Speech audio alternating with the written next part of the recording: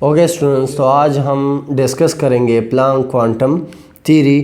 तो Planck quantum theory जो है ये 1900 में एक जर्मन फिजिसिस्ट था जिसका नाम था max Planck. German physicist max Planck,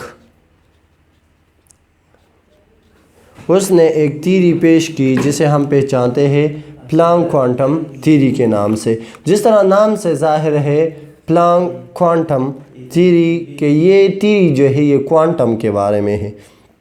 quantum क्या चीज़ है और इसने ये थ्योरी कैसे पेश की, तो इसके बारे में हम डिस्कशन करते हैं। तो इस तरह था कि प्लांक ने ब्लैक बॉडी की ऑब्जर्वेशन कर दी। ब्लैक बॉडी हम किसे कहते हैं? ब्लैक बॉडी उस बॉडी को कहते हैं जो एब्जॉर्ब करते हैं या एमिट करते हैं। एब्जॉर्ब और एमिट एवरी या ऑल फ्रीक्वेंसी लाइट को, ठीक है, ऑल फ्रीक्वेंसी को, ऑल फ्रीक्वेंसीज रेडिएशंस, जो हर किस्म के रेडिएशंस को एब्जॉर्ब करता है या एमिट करता है। तो ऐसे बॉडी को हम कहते हैं ब्लैक बॉडी। और ब्लैक बॉडी का एक आम सा एग्जांपल है सन। अगर हम सन को देख ले तो सन जो है वो हर किस्म के रेडिएशन को एमिट करता है, तो सन इज़ आ ब्लैक बॉडी, ठीक है। उसने इसकी ऑब्जर्वेशन कर ली और उसने देख लिया कि इससे ये जो रेडिएशन निकलते हैं उसके बारे में प्लांक ने एक थ्योरी पेश कर दी। तो वो थ्योरी क्या है और उसके पोस्टुलेट्स क्या है, इसके बारे में एक्सप्लेनेशन करते हैं। तो postulates of the Planck quantum theory में पहला पोस्टुलेट ये है कि जब ब्लैक बॉडी से एनर्जी एब्जॉर्ब होती है या एमिट होती है, एनर्जी एब्जॉर्ब और एमिटेड, या तो एब्जॉर्ब होगी या एमिट होगी। किससे होगी? बाय अ ब्लैक बॉडी, एक ब्लैक बॉडी से। और वो कहते हैं कि ये क्या होगा, is not in continuous form. ये कंटिन्यूसली इसकी जो मोशन है वो कंटिन्यूस नहीं होता, बल्कि क्या होते हैं, हम कहते हैं कि it is in small units, या हम कहते हैं कि ये स्मॉल पैकेट्स में होता है। और इसी स्मॉल यूनिट या स्मॉल पैकेट्स को हम नाम देते हैं, एक पैकेट को हम कहते हैं क्वांटम और बहुत सारे को हम, इसका प्लूरल जो है वो क्वांटा है। तो यहाँ से हमें समझ आ गया कि क्वांटम क्या चीज़ है, यानी कि एनर्जी के स्मॉल पैकेट्स होती है या स्मॉल यूनिट होती है और इसी एक यूनिट को हम कहते हैं क्वांटम। तो इसके बारे में ये प्लांक ने थ्योरी दी थी। क्या मतलब है इसका? हमने तो इससे पहले ये स्टडी किया था कि लाइट या रेडिएशन जो ट्रैवलिंग करती है वो इस तरह से कंटिन्यूस मैनर में होता है। तो प्लांक कहते हैं कि नहीं, ये कंटिन्यूस मैनर में नहीं होता, बल्कि इस तरह से होता है कि इसके छोटे छोटे पैकेट्स होते हैं इस तरह से, और ये इस पैकेट्स के फॉर्म में अपना मोशन जो है वो कंटिन्यू रखता है, ठीक है। तो इसी एक स्मॉल यूनिट को हम कहते हैं क्वांटम। ये जो स्मॉल एक यूनिट में यहाँ पे ड्रा करता हूँ, तो इसको हम कहते हैं क्वांटम। और बहुत सारे अगर मिल जाए तो इसे हम कहते हैं क्वांटा, ठीक है।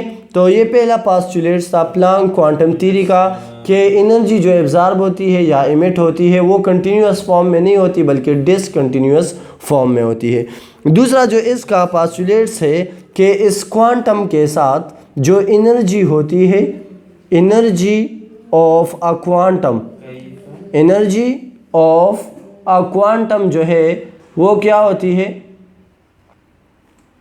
वो डायरेक्टली प्रोपोर्शन होता है फ्रीक्वेंसी का। जब फ्रीक्वेंसी ज़्यादा होगी तो एनर्जी जो है वो ज़्यादा होगा, और जब फ्रीक्वेंसी कम होगी तो क्या होगा, एनर्जी भी कम होगा। फ्रीक्वेंसी से पहले हमने डिस्कशन किया था कि एक सेकंड में एक एरिया से जितने नंबर ऑफ वेव्स पास होते हैं उसे हम क्या कहते हैं, फ्रीक्वेंसी। फॉर एग्जांपल ये हमारे साथ एक पॉइंट है, इससे एक सेकंड में जितने नंबर्स पास होते हैं, फॉर एग्जांपल यहाँ पे 2 पास होते हैं, 2 साइकिल्स, तो हम कहते हैं कि इसका फ्रीक्वेंसी क्या है, 2 साइकिल्स पर सेकेंड है।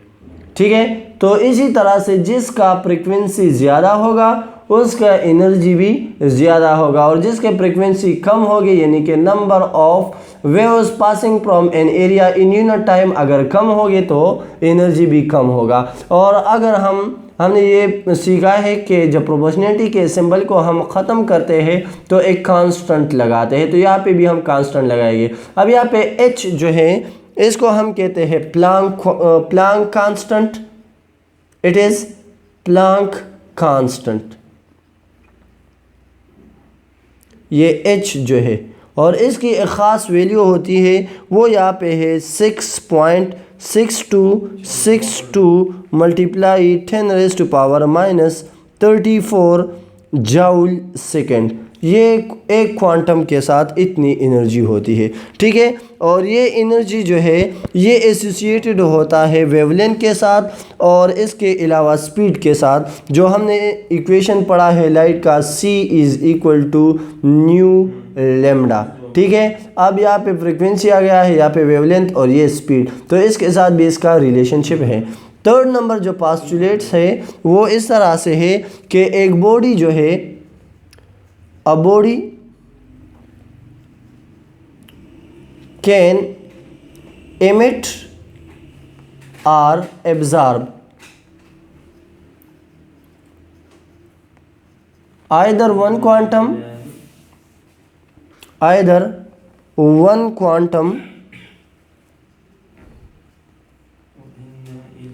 और एक क्वांटम जो है वो h न्यू के बराबर होता है इसकी एनर्जी, या तो ये 1 क्वांटम एब्जॉर्ब करेगा और any whole number multiple of this, या क्या होगा, या हम कहते हैं कि होल नंबर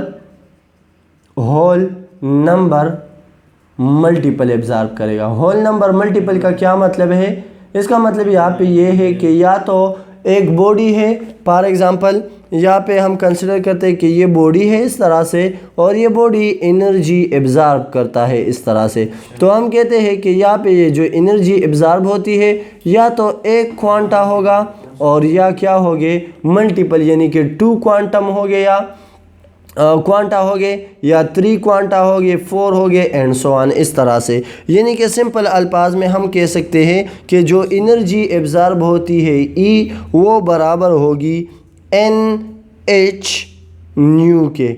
यहाँ पे n क्या है, n is a whole number multiple. ठीक है, तो हम कहते हैं कि यहाँ पे ये इस तरह होगा कि या तो ये 1 क्वांटम एब्जॉर्ब करेगा या 2, 3 एंड सो ऑन, इस तरह से। ठीक है, यहाँ पे हमने ये जो n लिखा है ये असल में होल नंबर मल्टीपल के लिए है। ठीक है, तो अगर कोई भी बॉडी एनर्जी एब्जॉर्ब करता है वो इस नंबर्स में होगा, इस तरह से नहीं होगा कि 1.3 उसने एनर्जी एब्जॉर्ब कर ली, 1.5 या 1.9 इस तरह से, या 2 पॉइंट समथिंग, तो इस तरह से नहीं होगा, बल्कि हम कहते हैं कि होल नंबर मल्टीपल जो है वो एनर्जी एब्जॉर्ब होगी या इमिट होगी। तो ये प्लांक क्वांटम थ्योरी के पोस्टुलेट्स से जो हमने स्टडी कर लिए। इंशाल्लाह नेक्स्ट वीडियो में हम डेरिवेशन करेंगे कि E = hc न्यू बार कैसे डिराइव होता है। सी यू इन नेक्स्ट लेक्चर इंशाल्लाह।